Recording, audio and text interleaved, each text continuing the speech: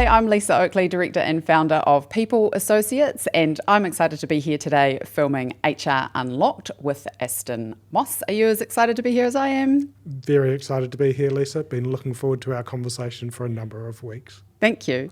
We're going to hear a little bit about Aston. He's spent over 30 years helping some of New Zealand's most recognised and loved brands navigate the complexities of people and performance, from Briscoe Group and Fonterra to SkyCity, New Zealand Post.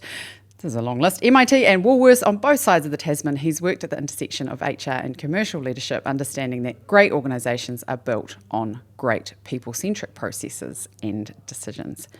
What are you up to now?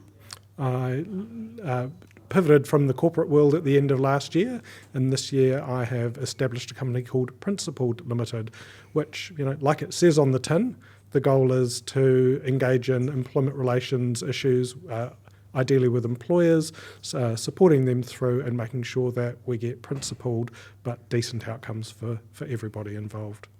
Excellent. And this is advocacy, mediations and investigations? That's it. That's absolutely it. And a little bit of fractional CPO work. Fantastic. So 3 of my favourite things when I was preparing for this podcast interview, all I could hear was Julie Andrews, so Sound of Music.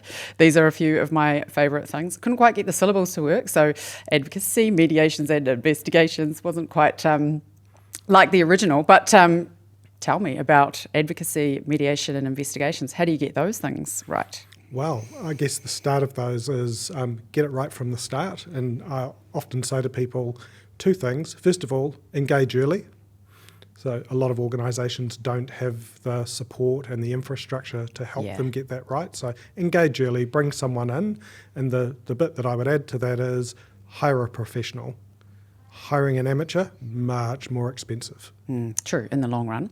And so when you look at one of those things, so say advocacy, and you're talking about making sure that you hire a professional and getting them in early, as a role, or the role of the advocate, what are you responsible for doing or achieving for your client? Yeah, great question. And that's often one of the first questions that I would ask my client as well.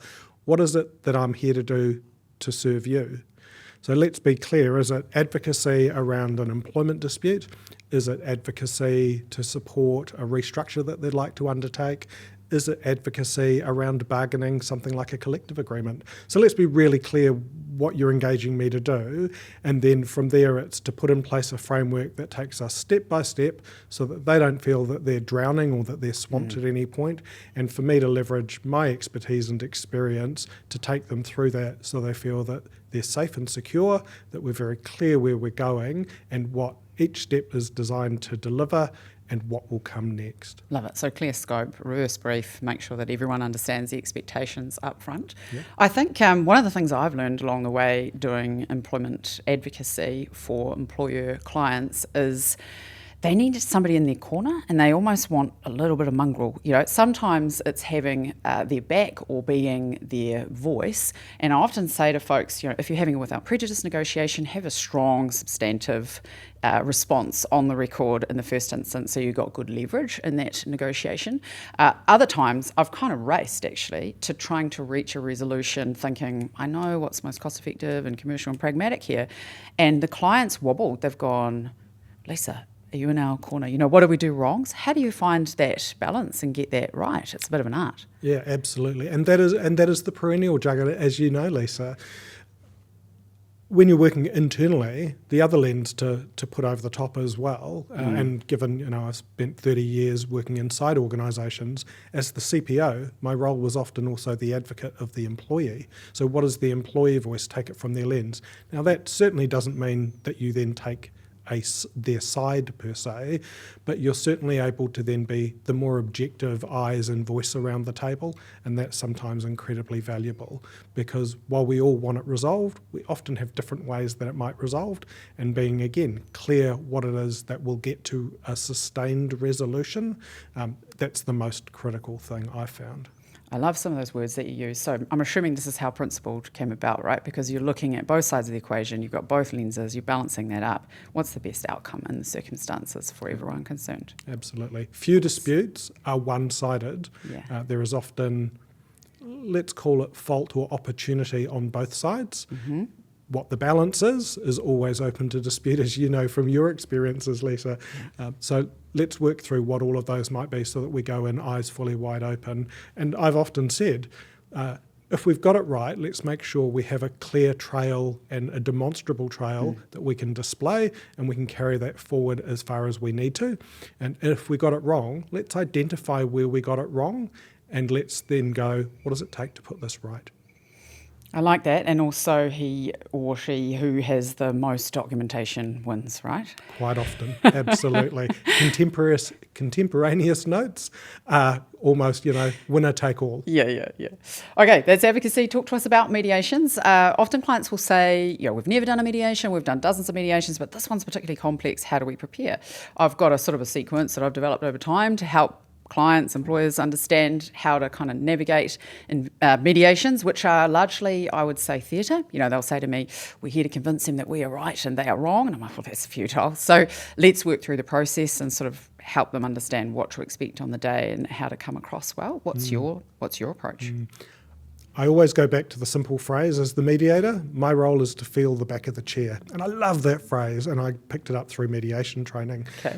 Funnily enough, I also have always put my HR business partners through mediation training to become not because they're intended to actually perform in the role of mediators long term, but by understanding what a mediator's role is in that dynamic, they can often be better advocates for whoever they are serving. And I think that's really important. You're able to lift one level above, look down and go, what are the dynamics? Because as we both know, in a mediation, it's never just two parties. There are often dynamics within each party that, as the mediator, you need to understand and work out what the different agendas are and what the different pathways, and be able to have the conversations in appropriately diplomatic ways and protect the confidentiality that sits around that particular forum to be able to lead the parties to resolution. And as we know, great mediators and great advocates can result in really good outcomes and, again, sustained outcomes, which is really important. I like that. And also the communication skills that I've learned from mediation training. I've done some work with resolution and amen's over the years. I mean, money can't buy almost. Those skills are invaluable, help you in all aspects of life. Interesting you talk about mediation as problem solving, because there's lots of skeptics, hey? So there's folks that sort of think, mediation, what's all this about?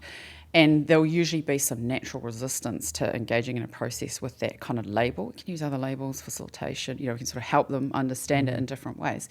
I try and break it down. Engineers, technologists, scientists, they sort of define the problem, ideate, qualify, evaluate, select, implement. Like, they kind of get this basic problem-solving process.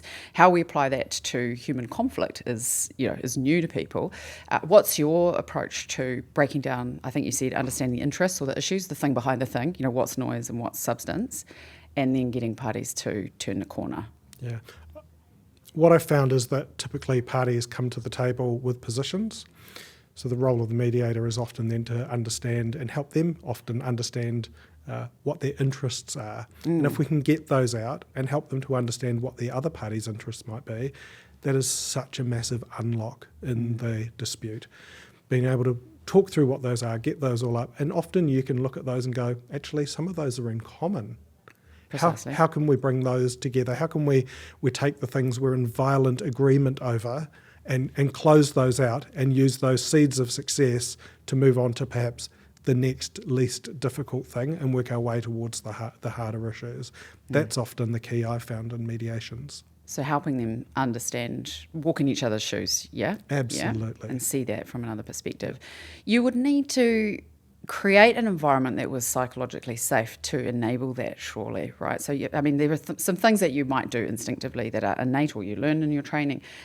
How do we help others adopt this sort of stance or orientation to create an environment where that, I think you use the term unlocked, which I love, we're on HR Unlocked and we've unlocked something already. So how do we create that magic? Yeah, I think it is a combination, as you say, Lisa, in terms of there's a little bit, hopefully, of our innate skills and knowledge. That's why we're in the fields that we are. Otherwise, we might have chosen different professions. And there's also then the professional training and continuing professional development that we engage in. So I think it's that combination that gets us there. The ability to make people feel safe, I think happens well before the mediation's undertaken. Yes. It's often the pre-mediation discussions with each of the parties. Ideally, that's not simply with the advocates, that's beyond the advocates. And I know for a lot of mediators, they are limited to the first conversation being the advocates. I think that's a mistake, or it's a missed opportunity maybe, is probably a better way of framing it. If you can then do that and help everyone who's going to be present settled, understand the process that we're going to walk through. Again, it's going to be a little bit academic for most people at that stage, but if you can do that, then when you get together, you reinforce what you've had as a discussion in the pre-mediation discussion, and then you follow that all the way through. The old, I take the old adage from learning and development and communications, tell them what you're going to tell them, and then tell them what you've told them. So it's the same thing both in terms of verbally and by your actions as the mediator, setting each of those points up and reinforcing those on the journey. I like that. So creating some structure, building rapport, helping people feel comfortable and probably heard. I think the role of listening in mediation is huge. But while we're on mediation, you're doing some fabulous research, hey? You're doing some fantastic research, and I'm keen to learn today how to construct a gold-plated apology. Is that right? Have I got that right? Well, that's kind of the direction that we're taking. Okay. So part of my pivot at the end of last year was to engage in a doctoral thesis with the topic being the role of apologies in mediation. Because what I've seen time and time again is that the absence of an apology or a recognition that there was some wrongdoing or the impact of the actions, let's call it that rather than wrongdoing, that's the barrier to success. And by Breakthrough success, I mean closure. Mm. And look, we've seen it in some really significant court cases. Won't go into kind of the ones that sit behind that, but the absence of an apology and sufficiently weighting that as part of the, let's call it the solution or resolution, can literally be the barrier to whether you are able to close something out or not. We've recently seen it, as I say, in major court cases. It's had some quite significant legal implications with things like call-to-bank letters, and I won't geek off on that because that's quite... But I can see it also becoming quite a major component in other areas. So not just around apologies, but people who've got grievances wanting to see better health and safety outcomes or to see better privacy application and outcomes in organisations. So I think there's a lot of stuff to happen in that one.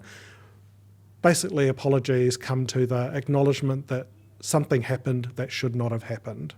And I won't get much into the because of whether someone did something or they didn't do something, because that is much more complex. But if we go, this shouldn't have happened, it had a negative impact on somebody, let's acknowledge that is really important. Let's then go, how do we stop this happening again in the future? How do we say we didn't want the impact to have had take place? So whether that's something physical or emotional doesn't really matter, but let's go, we didn't intend for it to have that impact. That's right. And here's what we'll do different moving forward to avoid it happening again. That's kind of your gold standard for apologies. And it's not just in employment, it happens in other domains such as criminal law. So it's a well-traversed path. From my perspective, I think in employment law it's particularly important, and particularly in the role of mediation, to get to a settlement stage and to be able to restore someone's reputation or mana, somebody's self-esteem or their wairua, to be able to bring those together so that people leave. It may not change ultimately a lot of the outcome. Someone might end up losing their job. Somebody might end up paying a sum of money.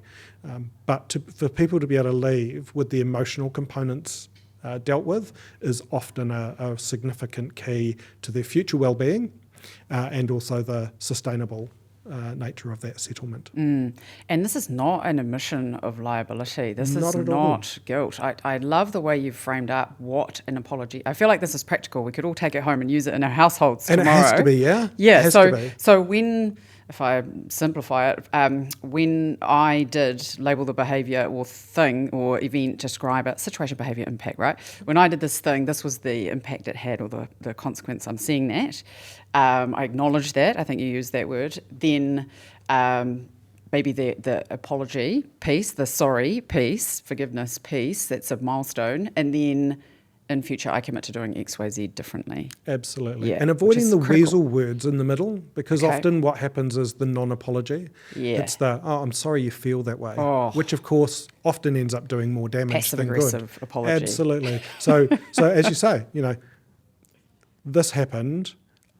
We do apologise for the impact that it had on you. We see that, we recognise it, we kind of name it to tame it. That's right. And had acknowledge no that. intent. I think the ill intent or Exactly. opposite of that. Yeah, is There was important. no malice. No There malice. was no That's malice it. intended. And I think those are keys around it. And you can still go, yes, there was, there are still some things that we need to work through, but you shouldn't, in an ideal world, use that to almost then reverse out of the apology. Oh, we did it because. Backtrack. Well, that then No. often undoes all the great work you've just done in undermines it. apologising.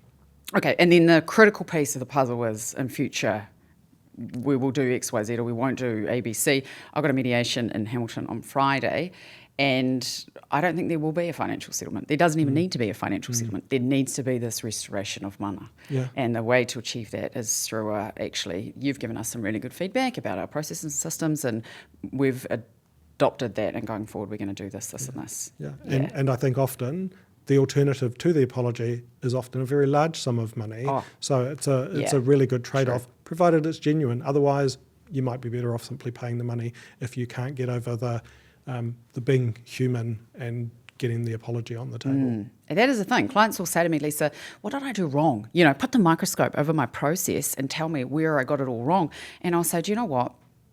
Our legislation is based on principle. It's open to interpretation. You went wrong hiring that person. They might have been predisposed to litigation. This might have always happened. This might be a consequence of doing business, but not as a negative thing, but just as be mindful that these things happen. Maybe don't take it so personally, and then it's easier for you to get over. Great point though, Lisa, in terms of the starting point is, did we make a good hire? Did we get the right person for the role? Was it a good fit?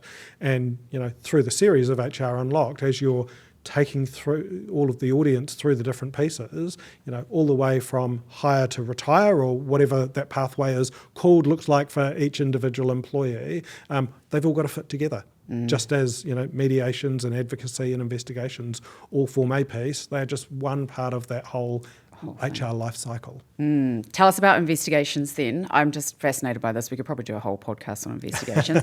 It's becoming a thing. I don't know whether it's the advent of AI or people understand their rights or generational impact in the workplace. But, for example, we're seeing lots of whistleblower complaints, lots of protected disclosures, lots of culture reviews. Several people think Sally's a toxic manager. Is she? Or have several people, or one person just gone to town using AI? And so we're doing lots of different types of investigations, or we're actually talking clients out of it. They'll say to me, we need you to investigate this. And I'll say, do you really want to lift the lid on that? Do you want to know what happened after work on a Friday? Do you know what I mean? So you sort of break it down and go, options are, when I get through the end of this process with the disruption to productivity and engagement, I either uphold this complaint, events described occurred, meet the standard or threshold that we're talking about, maybe not sufficient to warrant termination. I think people want justice, and then they want the bully to leave. It doesn't happen, often, 90% of cases, unless, somebody's punched somebody in the face or serious, it's not that cut and dry. So parties need to reconcile, they need to work together. Complaints not upheld would be, I suppose, a third of cases as well. Events described occurred but don't meet the threshold, or events described as described didn't occur as described, and that gets a bit awkward. Usually I get a complaint about the report. So a complainant is always going to be a complainant, and so I just wear that. Parties need to reconcile. Subject is exonerated, but still need to work together. And this is terrible, but I do explain to employers that it can happen, insufficient evidence to conclude either way. I've got to try and do that on the balance of probabilities, but you get half a dozen witnesses that don't want a bar of it.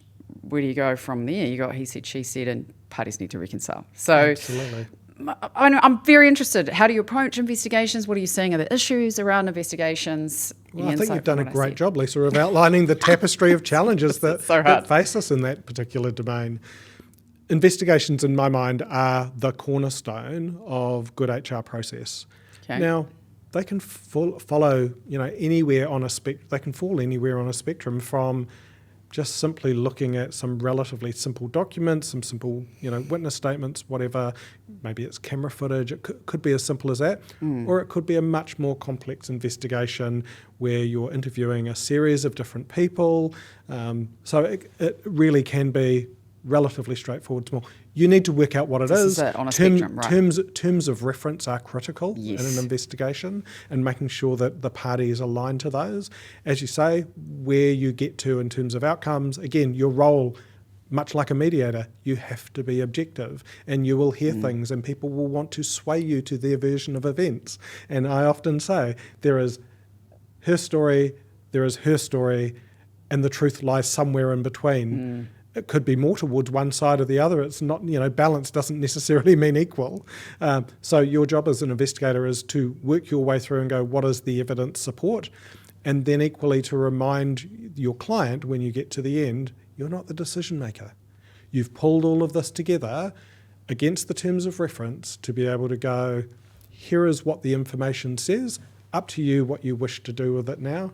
And like you, I've had the same kind of scenarios where you go, the allegations put forward are not supported by the information we've been able to gather.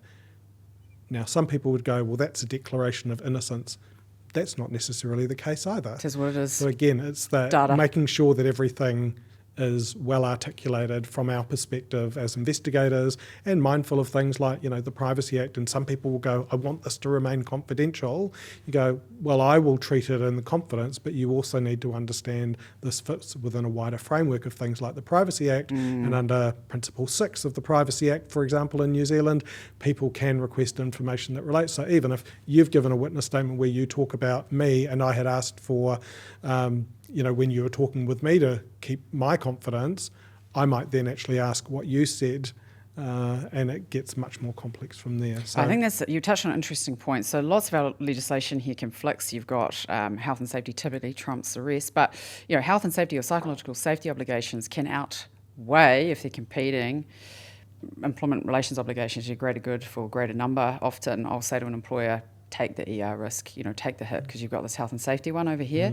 But similarly with privacy, I think employment relations trumps privacy a lot of the time. And I'll say to complainants, no, you can't remain anonymous because we've got these legal obligations around natural justice. That means somebody needs to know who's complained about them. Absolutely. What was I going to say about that though? You're talking about complaints, investigations.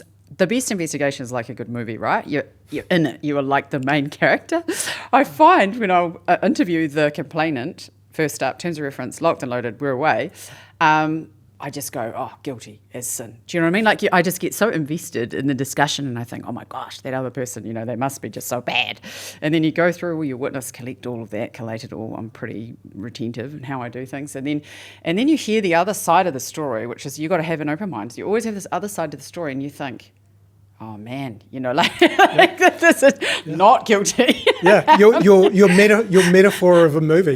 You're moving to a different chapter. The camera's focused on a different member of the cast. Ooh, well, that was interesting. Who is this character? And you go, their story is compelling and unique as the first one. Go, what do I do now? And again, you spend a while juggling it all. That's the whole benefit of independent investigations, and it's often really difficult for employers to do inside their own organisations. Again, like mediation and advocacy, it is a distinct set of skills, experience and knowledge, and as a professional investigator, you need to continue to up your ante to build your professional skills and knowledge. I'm headed to Denver later this year to do the Association of Workplace Investigators course, which I'm really looking forward to. I've wanted to do it for a number of years. And again, I'm hoping to, expecting to lift my level of competency in that area. Because again, I think CPD is really important in our area, and it's often ignored or misunderstood for people who work in the people area. Or hard to access. I think the fact that you're able to get to Denver is great. I love AWI. I sort of donate every year. It's quite a spendy subscription, but I'll get to a conference sometime soon. Hey, so investigations, like good movies, any that you can share with us, not commercially sensitive or unresolved, but sort of your most interesting investigation or ER matter? Oh, look, most interesting ER matter comes back to always the understanding who's in the room and who's not in the room. Really easy to look and go, if you're in collective bargaining, for example, there's a union, there's the team members who are, union delegates essentially. You've then got typically an advocate, maybe the manager of the people who are in under coverage for that collective agreement, and some other people, but always going, whose interests are being represented here, what does a good outcome look like, and who's outside the room but influencing it. I've seen strike action, I've seen lockout action, word to the wise, lockout action, rarely ever recommended. Don't do it, okay. It's a bit like asking your partner to leave after you've had a row. They might come, you might let them back in and they might come back in after the row, but I can tell you things will be frosty for quite some time afterwards. Good Workplace is no analogy. different. I think, my key learning is always go, these are our people that we're bargaining with. Even if they're represented by someone else, whenever bargaining's concluded, and let's face it, it's always concluded, you need to work alongside each other from here on in. So you need to have that relationship. And if you don't have that thinking at the beginning, it certainly isn't going to be there at the end. Okay, so thinking about who else might be influencing the folks that are in the room. Love it, and could talk a lot about collective bargaining. Any other insight as far as employment relations or industrial relations, lessons learned along the way, maybe tough lessons that you can share with us? Tough lessons. Make sure you do know inside and outside the room, because there are often players in back rooms with another set of interests. It could be shareholders, it could be government parties if it's large industrial action, that doesn't necessarily reflect well. It could be any number of people. And so being able to identify those, and you'll weight all of those interests differently, of course, but ultimately being able to go, what do we need to do to be able to get to resolution, and equally then thinking, in resolving this, do we set up other traps? So don't agree to things you never intend to make use of. So don't ask for things that you never intend to make use of, and equally don't push on things that are actually meaningless and minor. Try and get those relatively easily resolved. I think they're often the keys. So how I approach bargaining sounds like similar to what you've just described is project management. Have a good understanding of who your stakeholders are, have a solid comms plan. And often people will say to me, I really don't like collective bargaining, the unions are so tough. And I'm like, I don't find the other side of the table hard work. Sometimes I find the closed door conversations with my side of the table hard work. Do you know what I mean? Absolutely. Yeah. And be clear, what are you in there for? Are you in there for a wage strategy or a budget strategy? Because they're two quite different things. Yes. Wage strategy, of course, meaning this is where we sit in the market, this is where we want to be. Does our offer take us to where that's going to be? Versus a budget strategy going, this is how much money we've got. And, particularly now where we've got some challenging economic times, we've got increased costs for employers in particular, but being mindful, our employees are also facing increased costs in their home life. They typically have a finite household budget that they need to run to, and if costs are going up greater than their wages, it starts to put pressure on them. Just work out what approach are we taking here, and hopefully you can bring the two together. We need a wage strategy of this. We need a budget that supports that. If the two don't fit together, let's just be clear and not try and kid ourselves that the two don't align.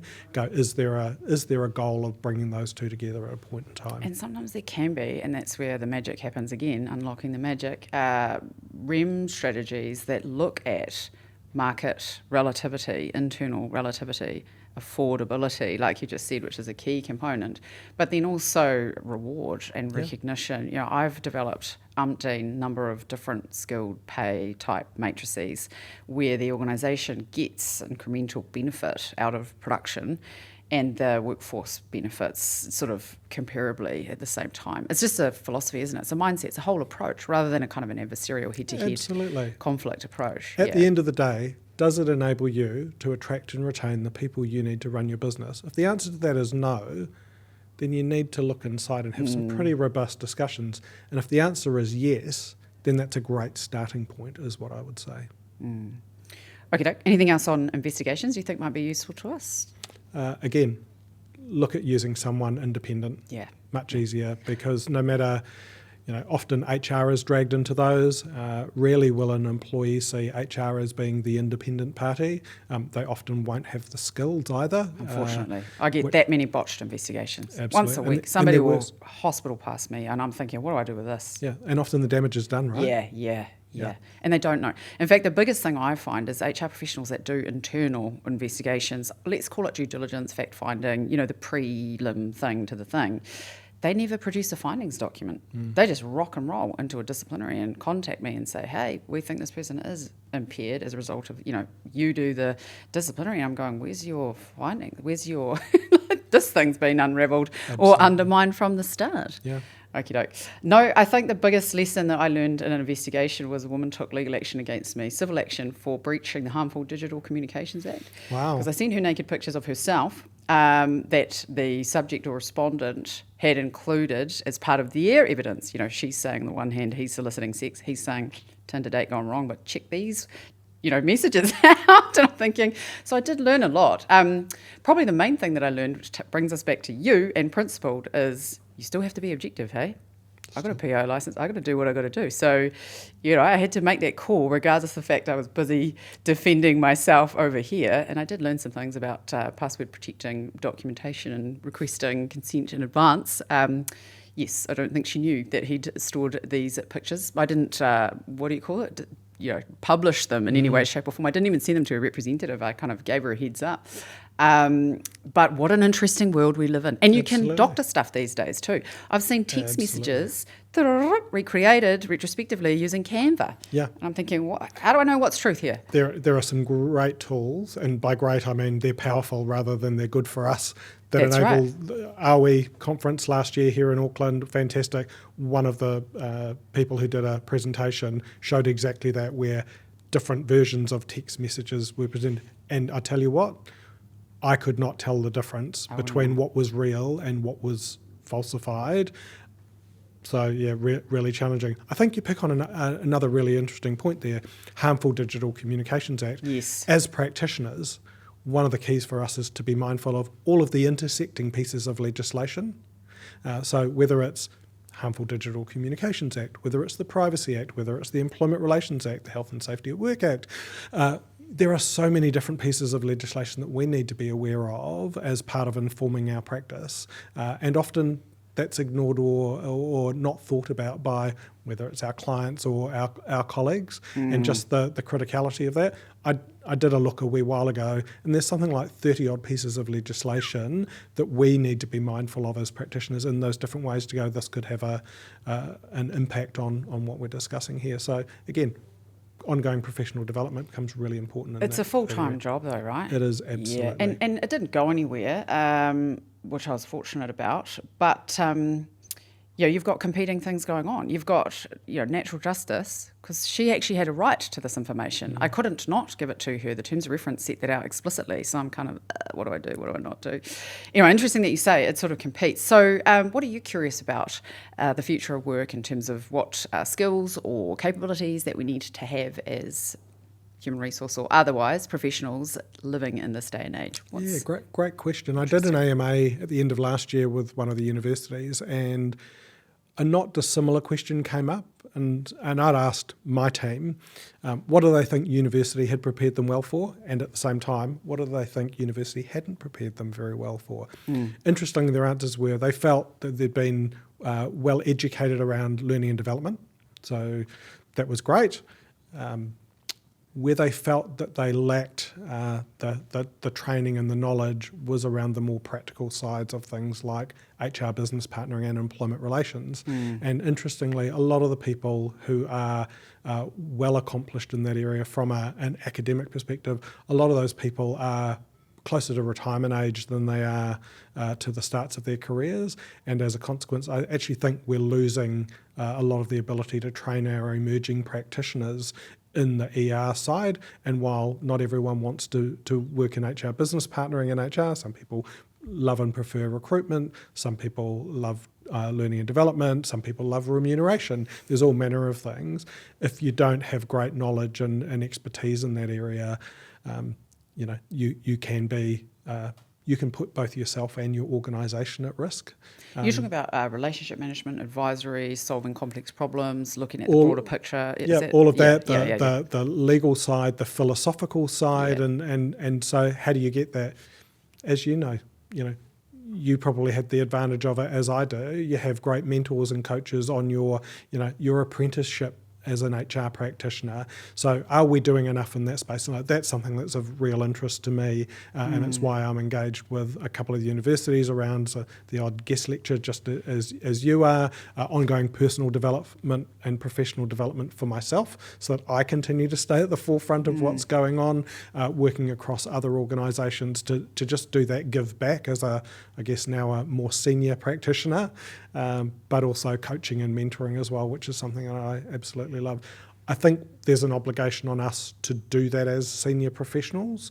And 100%. Again, I really appreciate the work that you're doing with HR Unlocked to kind of get that reach and out there and hopefully engage a few more people around all of that. So, that's the challenge. And if I'm honest, I've got a bit of a degree of fear. I think a lot of people have come through in a bit of a cohort where the focus has been around things like OD and learning and development. They're great, but it can't be instead of employment relations or other things as well. So how do we fix that?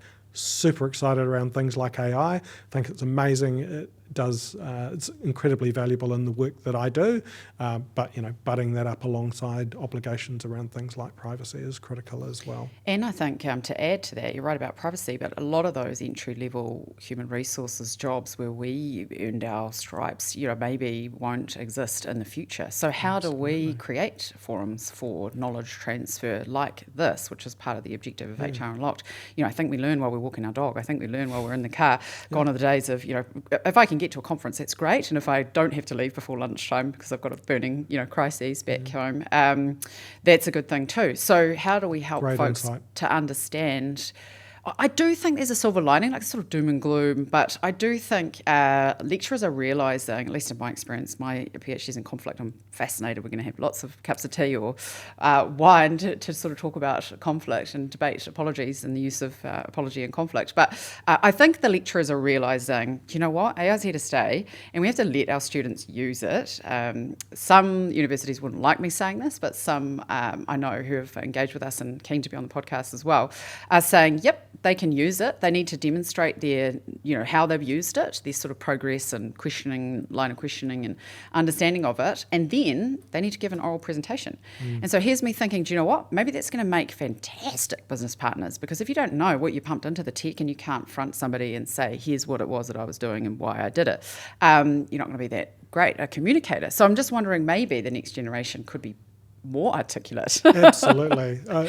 We often as practitioners talk about, how good are your prompts? Yes. And that's where you really start to see the differentiator between do this task versus help me understand and ask questions that I can answer. And, as you'll be preparing for at a point in time for your Viva, for your doctorate, yes, that's going to be the real test. Can you sit there in the flesh and defend your thesis topic, background, argument, why you've arrived at the conclusions that you have and what you're putting forward? That will ultimately be the test. And I agree. I think the academic community is getting much better at understanding that. And there is the test at the end kind of thing. Do you deserve to get your doctorate? And looking forward to that at some point in the future. But I think employers need to look the same way and go, it's there. We can use it for incredible efficiency, but we need to have confidence around things like confidentiality, privacy, security of information, that it's factual, that stuff's not just made up. And again, working through doing your due diligence. Your job as a manager and as a leader is to ensure that the work your people produce is robust and has integrity. So that needs to be a focus, and give them the tools. And you know what? We'll probably learn a whole lot from some of our younger colleagues as we go through that process. But I share your concern. If you remove the roles that are the roles that people typically learn in, whether it's you've spent time in recruitment, you've spent time maybe in remuneration and contract generation and all of that, you often don't join all the dots together when you're in a more senior role. And so we need to find ways to ensure that there are those opportunities and that things don't just happen in a black box somewhere. You need to be able to understand what's happened And more importantly, you need to be able to explain and articulate that to people who are asking questions. To back it up. Love it. I was chatting with the CPO this week actually about the podcast, and I said, did you have a team? She said, no, I don't have a team. I said, oh, okay. So how do you make it work? She said, I've got a bot on my desktop and an Excel spreadsheet. I said, okay, tell me about that. She said, row 26, so-and-so, this is going to be full-time perm, wants this employment agreement starting on this date. She's got a bunch of fields with data. She said the bot will create the employment agreement, save it in her drafts with all the induction, onboarding, sort of documentation ready to go, and an email. She just hits send. And I'm thinking, wow, Fantastic. That was a few jobs. So, and she's just created that herself using Claude HR. I need to have a bit of a play with that. I'm using Mac and a few others, but interesting world of work. So how do we help bring these folks through? And hopefully this is one channel to and great example. Some of our colleagues are already doing great work in those areas. Yes. So how do we make sure the community understands that? And again, another great opportunity for future episodes of HR Unlocked. Very good. Hey, anything else you want to share with us today? You've been very generous. You're obviously very skilled, very capable, very busy guy. So thank you for your time. But anything else that you sort of, when you were preparing in the weeks leading up to today, you thought, I really want to make sure that I cover this with Lisa in the chat?